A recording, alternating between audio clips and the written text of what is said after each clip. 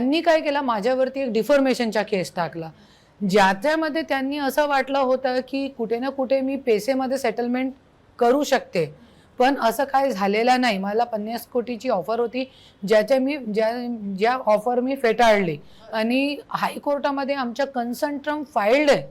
असंच मी काय असे वेग गोष्ट मी करत नाही. हायकोर्टामध्ये आमच्या कन्सर्न ट्रम्प फाईल्ड आहे. 3 कोटीची डीडी जी आहे त्यांची अजून अडकलेली आहे तिकडे. पण मी ज्यावेळे मला माहीत पडला की नाही तुम्हाला नाव हटवावं लागेल, तुम्ही बायको नाही आहे, तुम्ही लिव्ह इन रिलेशनमध्ये आहे, हे 2 गोष्टी ज्यावेळे मला माहीत पडली की असं असं लिहून कोर्टामध्ये ह्यांनी दिलेलं आहे आणि धोकेसे माझी साईन करून घेत आहे, त्यावेळे मी हे सांगितलं की नाही मला नाही पाहिजे. तर आणि त्यावेळे मी निर्णय केला की आणि त्यांनी मला काय सांगितलं, तेहला जजचे समोर, महिला जज होती त्या, आणि त्यांचे समोर न्यायाधीशांचे समोर मला काय सांगितलं की तू खूपसूरत आहे, तुला कोणी पण भेटू शकतं, तू 50 कोटीमध्ये दुबईमध्ये जाऊन दुसरं लग्न कर. माझे नवऱ्यानी, त्यांचे वकील लोकांनी, सगळ्यांनी मिळून सांगितलं मला, तुम्ही मला तलाक देऊ शकतो पण मला दुसरी शादी करण्याच्या तुम्ही डायरेक्शन तुम्ही देऊ शकत नाही ना एक नवरा म्हणून. तर त्यांनी मला अशी डायरेक्शन दिली.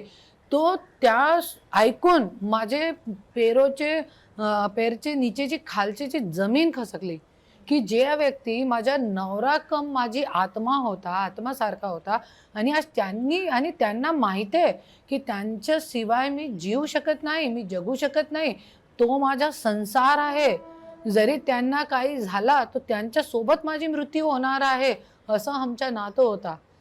तरी पण त्यांनी मला इतकी वाईट त्यांनी मला सल्ला दिली. त्या सल्ला ऐकून मी त्या सांगितला की नाही तुम्ही सोडा आता, मी लढणार आहे पुढे. आणि त्यावेळे आम्ही लढा सुरू केला आणि त्याच्यानंतर पण मी 5 महिने गप्प होती. पण मला काय केलं, जेलमध्ये टाकला. एकदा माझी गाडीमध्ये रिव्हॉल्वर ठेवली पोलीस लोकांच्या समोर आणि 3 वर्षासाठी मला जेलमध्ये टाकण्याचा प्रोग्राम होता यांचा. मला जेलमध्ये टाकला, 16 दिवसमध्ये माझी बेल झाली. नंतर परत मला पुण्या जेलमध्ये टाकला, 45 दिवस ॲट्रॉसिटीमध्ये ठेवला. असं परत आणि माझे घरचे बाहेर दर दिवस पोलीस उभे राहायच्या. मला कधी घेऊन जाणारे, जेलमध्ये टाकणारे मला असं कळत नाही होता. तो ही सगळी गोष्ट बघून मी अशी मेंटल सारखी झाली त्यावेळे.